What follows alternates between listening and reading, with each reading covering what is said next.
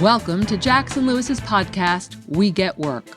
Focused solely on workplace issues, it is our job to help employers develop proactive strategies, strong policies, and business-oriented solutions to cultivate an engaged, stable, and inclusive workforce.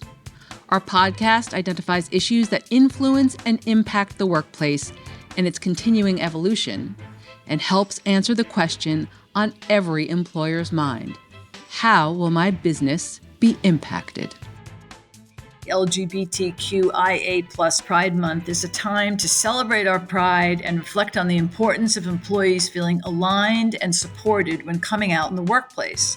Our hosts today are me, Michelle Phillips, principal in Jackson Lewis's White Plains office, and the founder and former co-leader of Jackson Lewis's Out Professionals and Allies in Law Group, and a national firm leader in LGBTQIA issues, and Angie Cavallo, Jackson Lewis's Director of Diversity, Equity, and Inclusion. Angie and I discuss my journey of breaking barriers and how doing so led me to be an ally and role model to others and to champion psychologically safe and inclusive workplaces for the LGBTQIA community. This episode was recorded for the National Association of Women Lawyers. Hi, everyone. I'm Angie Cavallo, Director of Diversity, Equity, and Inclusion at Jackson Lewis, and I sit in our Philadelphia office. And I'm here today to talk to Michelle Phillips, who's one of our principal attorneys. Michelle, why don't you briefly introduce yourself before we get started? Thanks, Angie, and thanks for inviting me to participate in the NOL podcast. I work in the White Plains office of Jackson Lewis, and I focus on diversity, equity, and inclusion. I litigate cases, so I'm a litigator. I also conduct a lot of training, and I have some subspecialties such as investigations and LGBTQ matters within our firm. I'm the national expert and the go-to person, whether someone's transitioning on the job or it might be an investigation where someone's non-binary, and it's the issues that are more complex in this area. And so people regularly come to me to talk to clients about that. Excellent. And it's fitting that this podcast is being released during Pride Month. Yay, go Pride. Happy Pride to everyone. Happy Pride. And you are, won't come as any shock, but you are one of our firm's preeminent openly LGBTQ lawyers, right? Thank you so much. Yeah. And that's, and really what I wanted to, do today, and what I thought would be really helpful for listeners, is to have you share your story and what that journey looked like, because you've been practicing law for a while, not to age you, which I won't do, but you have been practicing law for a while. And I know we've talked a lot about how the landscape for LGBTQ folks in law has changed a lot. So when did you graduate law school? Let's start there. I graduated in 1988, and I went to NYU, so I was living in the Village. And despite the fact what you might think about Greenwich Village and being like this wonderful, liberal bastion, I was completely closeted. And I kept running into situations, even both in law school and just after law school. Like, for example, I went to my first lesbian bar, and it turns out that the NYU security guard, who's also lesbian, was present in the bar. And I'm like, oh my God, like I'm just here with my friend. Like I'm not here for me. My friend's traveling, and it's like I kept stumbling over situations because I think I wanted to be out, but I was so afraid of the consequences. Like I really, there weren't a lot of out role models, right? So I was worried I'd be fired, or I was worried that it would be used against me, that I wouldn't advance, whether it was director, that I wouldn't get the assignments that I wanted. So I was even though I was in this long distance relationship and I would drive to Boston, every other weekend, I was definitely not out, at my first couple of, all my jobs. I think the first time I came out was when I was at Proskauer, and it was 10 years after I'd been practicing. Wow. So you weren't one of the folks, when I went to law school 17 years ago, and my resume screamed LGBTQ. It was impossible sort of like not to know that about me, from really looking at my resume and positions I held and the groups that were dear to me. So I'm guessing that wasn't the case for you. Not only was that not the case, but I often had a beard. What do they call the male equivalent? Is that a beard? Or yeah. So I often, like, if I had to go to a firm event, I had some guy, because that I was like, I may have been dating, but not, that wasn't like the love interest. It was just like basically a beard, someone who would be present for me when I would need to like showcase the straight-ish side of me, because I wanted to fit in. It was so desperately, I was very excited about being an attorney, always wanted to be an attorney my entire life. And just like to feel that, there was like limitless possibilities, but there were these limits because I was always afraid to be who I am. So for example, I would say things like, rather than saying I was going to Provincetown, I would say I'm going to the Cape. Or, rather than say I was going to the Pines or Cherry Grove, I was going to Fire Island. And so you engage in these euphemistic things and you hide and you cover in an attempt to pass in the workplace. And we don't realize how often it comes up, right? Like you come back from a weekend, everyone's talking about what they're doing. I'm hiding what I'm doing. I'm hiding who I love. I'm not talking about the very important people in my life, and the way that can weigh on you, and the way that can affect your emotional state, and the whole concept of really bringing not your whole but your best self to the workplace is lost when you have to engage in that covering behavior. Yeah, absolutely. That masking, we say in the DEI world, it had to have a impact on sort of that entry into your legal career. Yeah, I mean, I remember it wasn't even just about like not being who I was, like people will make comments. They'll make anti-gay comments, they'll make sexual comments, or there's so many. I mean, one of the first places I worked in, I don't want to identify it by name, but it was like Mad Men. Like there was a lot of very inappropriate behavior going on, which, at that time was, it was pre-Me Too, it was pre all of the changes in the laws. So there just was a lot of very inappropriate. Like I remember in my first job, a partner said to me, Michelle, what's up with all the baggy sweaters? So I was not used to having my body being exposed, right? When I was in law school, I would wear jeans and a sweatshirt. When as a first year lawyer, I'm wearing a very uncomfortable suit and a skirt. And I physically don't feel comfortable in it. And I'm worried that people are looking at my body. So I'm wearing these bulky sweaters to cover who I was. Yeah, it's just got to be so, being a lawyer is hard. Like no one's going to tell you differently. It's so hard. And to just have any added layer of challenges is just incredibly unfortunate. But when did it start to change? It was, well, there's when I came out to my family and my friends, which was much earlier than when I came out in the workplace. And so like, I remember, I sat down, my father and because my father's a lawyer, my sister's a lawyer, my brother's a doctor. I know we're a little motivated. My mother's a teacher. And I remember like sitting down with them after law school and telling them, my sister was hurt that I hadn't told her sooner. And my brother's like that. My father's like, that's great. I got very nice, except for I remember meeting my Nana and we were sitting on the beach and I was like, Nana, I don't think I'm going to get married. And she's like, I don't care, Michelle, I love you. She's like, because, at that time being married wasn't even an option. Right. And so I felt like on an interpersonal level, every person I told was very affirming. It was only one exception of all the people I came out to. And unfortunately, that was my law school roommate, who I lived with for 3 years. And when I came out to her during my third year of law school, she was cold and chilly. And I think she was worried that it might reflect on her, which is laughable to me because she's the most straight you could possibly be. Like she used to wear these Tony Lama boots. She had these long straight hair. I mean, it's so funny. Like, not that would mean she couldn't be gay, but there's no way you would associate that in terms of her looks or how you expect someone to conventionally look. But when I told her, she just didn't really want to talk about it. So I'm not friends with her. That was at a certain point, you have to take account for who you are. And that means you have to be comfortable with who you are, and you have to be with people who are comfortable with who you are. So at some point, you can't really connect with people unless they accept you for who you are. And how it happened for me in the workplace was I was doing client development, and the head of our firm introduced me to my wife indirectly. And I was on a client development dinner, and I literally fell like madly in love with my partner, Mary, like across a client development dinner.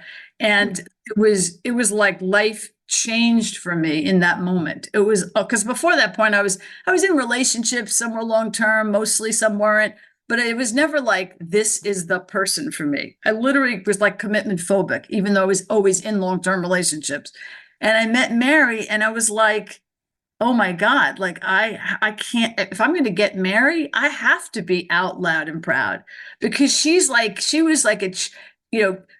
fighting, act up, chaining herself to the fences, with the drug companies. Like there was no way I was going to be able to be with this woman and not be out in the workplace. It just wasn't going to work. So, right. I was old because I met her when I was 39.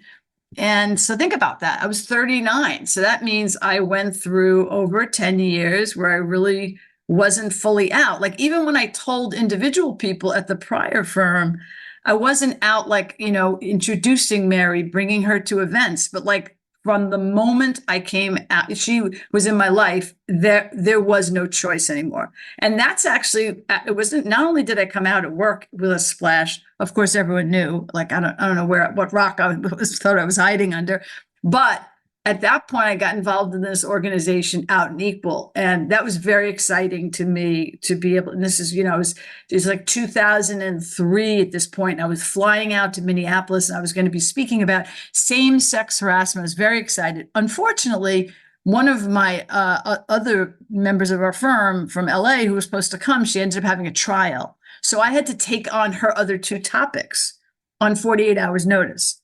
One was transgender issues, which really wasn't that difficult to learn at the time because there's only 4 states that had protections, one of which was Minnesota, and also same-sex harassment and sodomy, criminal sodomy laws. So I had to unfortunately, I was presenting with someone from Lambda, and she was very knowledgeable. And so, I came out, and that formed the genesis of one of my subspecialties. Like I had not thought significantly about trans rights and about non-binary issues. And, I went to this conference, and I was in the minority, and I just soaked it up. I just took it in, and I learned, and I talked to people, and I talked about their process and their transition and what their lives were like. And I was like immediately drawn to it as an ally.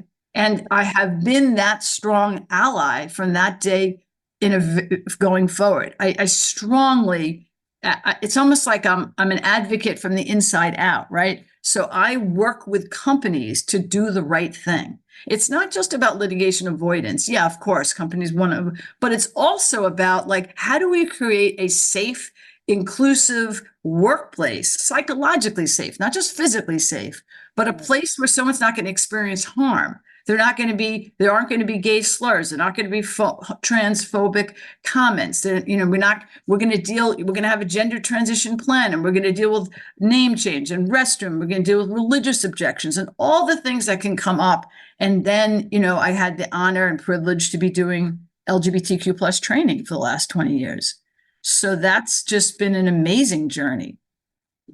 And you also, for many years, led Jackson Lewis, our current firm. For many years, you led the LGBTQ resource group, employee resource group, right?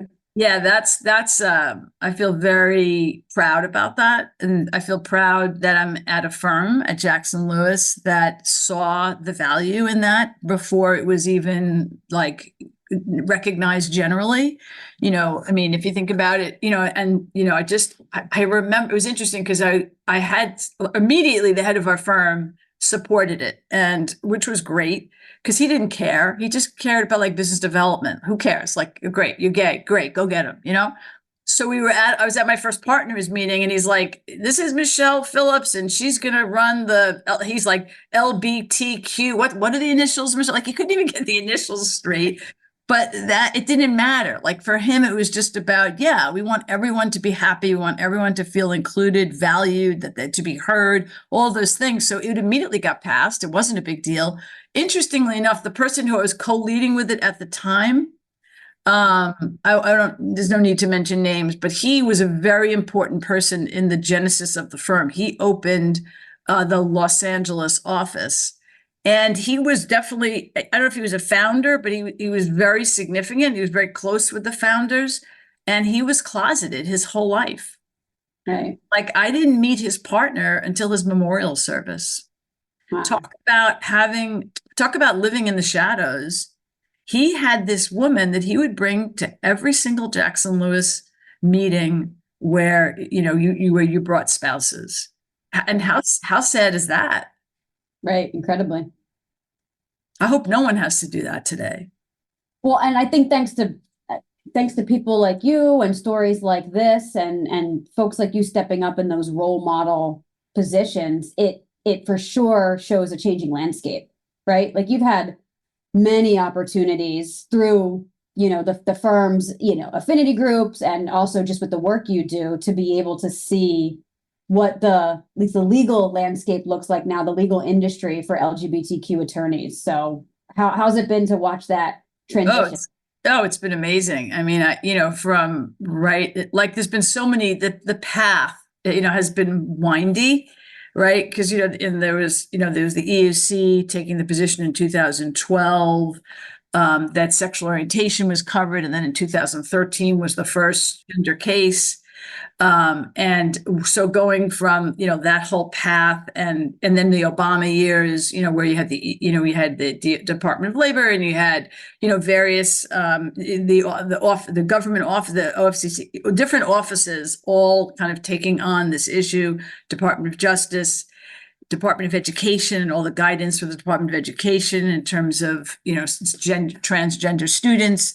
So and then there was like North Carolina, and there was all the, the bathroom bill and all the objections, and there was the boycott of North Carolina, then there was like Texas coming out, and then, against it. And then like going from that and then we had Trump pulling back on these rights. And then we've had President Biden expanding these rights, Transgender Visibility Day. And so, I feel like I've had the honor and privilege of being involved in this journey, whether it's presenting at conferences, whether it's doing training, whether it's working with employers on these very difficult issues at times for them. We've seen this, and now we have this tremendous backlash, right? And so it's like, and I've had to advise employers at every step along the way. And it's been a real honor, is the only way I can say it, to be able to do this work. I feel like I ended up exactly where I'm supposed to be. I don't know how I got here, but I ended up I mean, there are a few pivotal things. Like, I remember my managing partner, all of a sudden Jason Collins came out, as there was a gay basketball star, and he came out in 2012. And Joe Sacama's like, "Why don't you write an article about it?" I'm like, "Oh, great idea." And then like that turned into, I've probably written 100 articles now, right? And quoted in another 100, so that's been this, having that support, not having a managing partner who's like, keep it on the down low, right? But having a managing partner actually capitalizing on, these protections and, advocating on behalf of employees and employers in this space. Yeah, for sure. And we've got, so much obviously has changed. It changes, obviously, from when you started your career, in the late 80s all the way through to now. Life looks totally different to be an openly LGBTQ lawyer or even just person. But we talked about this a little bit. It can be regional, or it can be different. We tend to be hidden sometimes in these, pockets of protection based on just the communities around us. You're in New York, I'm in Philadelphia, two very welcoming spaces for the most part for LGBTQ folks. And sometimes, we forget that there might be other people where they're hearing your story, even now thinking, wow, that's not my experience, or wow, I wish I could be as sort of open, as these folks. And I know that that's certainly a challenge because we are somewhat isolated. I mean, I remember, I'll contrast two different situations for you. So I remember I was interviewing a first year, no, he was going to be a summer associate. And he had on his resume that he was like the president of the LGBTQ, that school's, association, and I couldn't believe that he would put that on his resume. And we hired him, and he was amazing. We're sorry, Chris Peters, that you left and went elsewhere, but you were an amazing associate. So shout out to Chris. But I talked to him, Joe talked to him about it. So like, that's New York, right? And Right. he was totally comfortable, and he was very much a part of Opal's affinity group while he was here. He wrote articles with me. We did presentations. Even though he was in an immigration practice group, there was that space for him to be able to be himself at work. And then we contrast that. I remember there was a situation which was someone sent I think it was a nationwide email out, and it had to do with the restroom issue. And I was driving somewhere at the time, and he made some pejorative comment about like, oh, let them use the stairwells, so something like that. Like, it was so off the mark.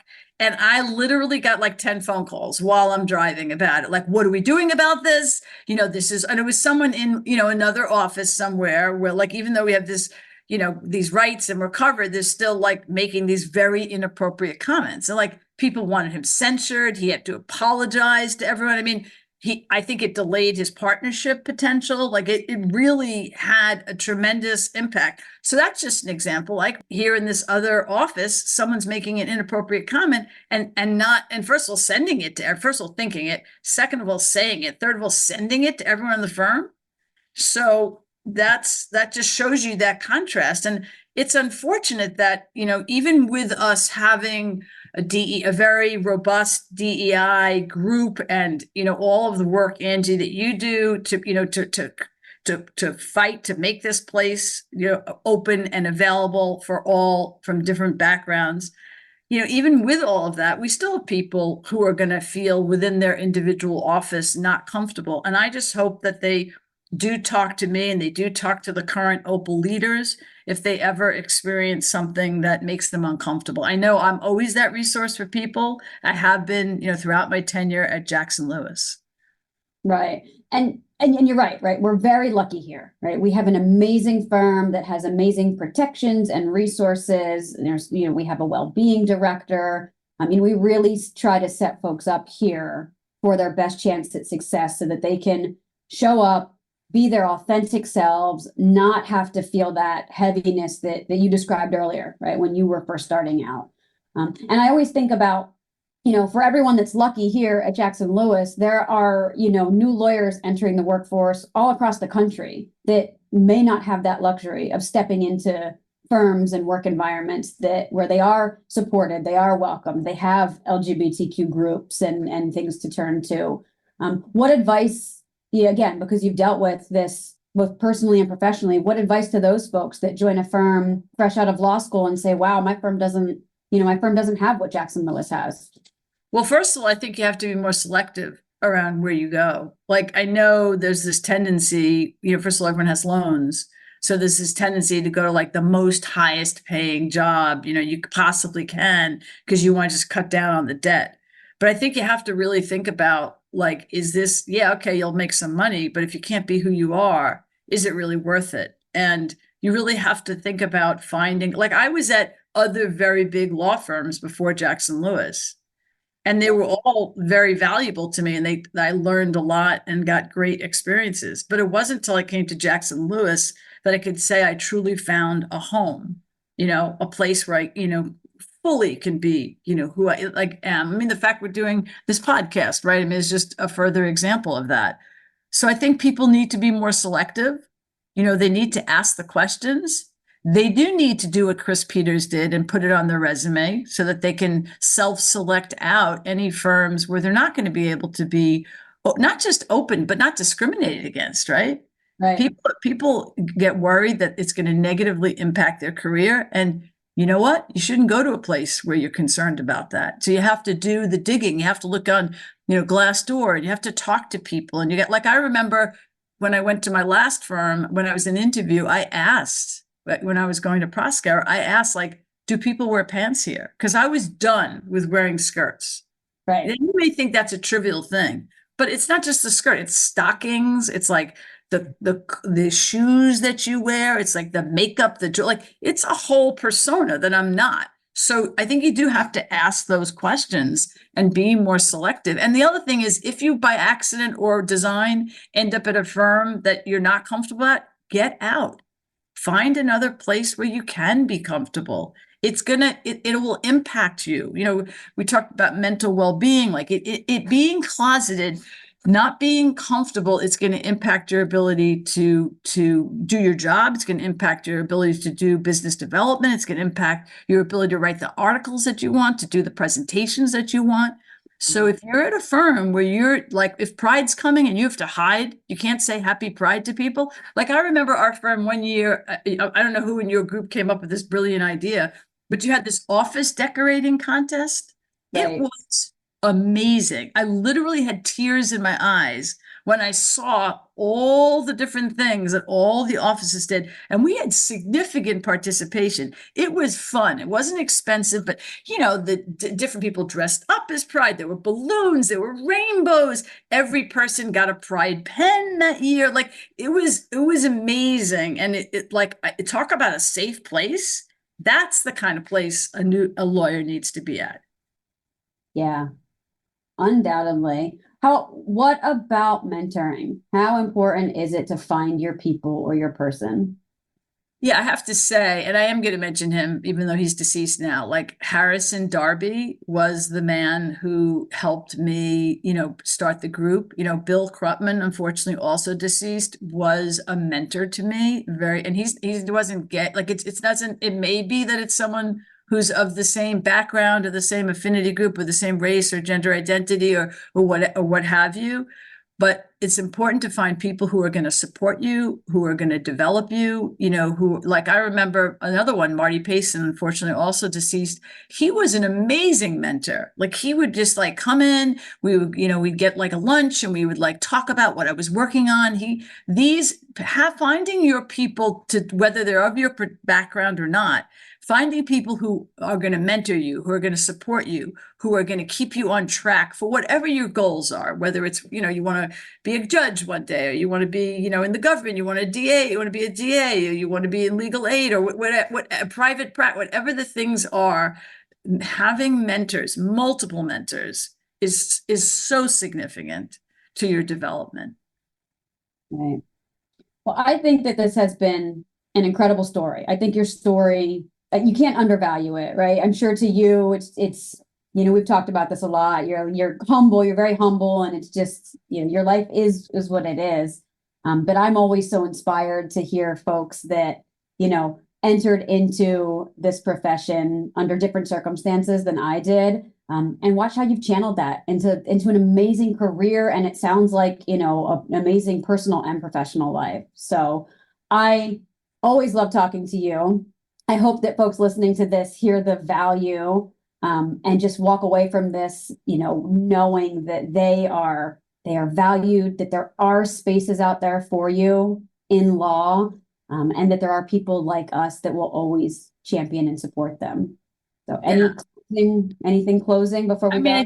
It's just, Angie, thank you, and thank Noel for inviting me to participate in this podcast. And it's like so significant as we begin the Pride Month, and as you hear this podcast, to really embrace all that you can, and what I mean by that is, like, whether you're an ally or you're within the community, like, this is a time this month to show your allyship, to demonstrate, if someone is gay or trans or non-binary or has a family member or is connected to the community, this is the time to show your support. It's difficult now with over 500 anti-LGBTQ plus bills pending before various state and federal legislatures. So I think I just encourage everyone to try to try and create that safe place for people that you work with and people that you interact with. Take care of one another. Yes, definitely. Thank you again. Thank you so much. Thank you for joining us on We Get Work. Please tune in to our next program where we will continue to tell you not only what's legal, but what is effective. We Get Work is available to stream and subscribe on Apple Podcasts, Libsyn, SoundCloud, Spotify, and YouTube. For more information on today's topic, our presenters, and other Jackson Lewis resources, visit jacksonlewis.com. As a reminder, this material is provided for informational purposes only. It is not intended to constitute legal advice, nor does it create a client-lawyer relationship between Jackson Lewis and any recipient.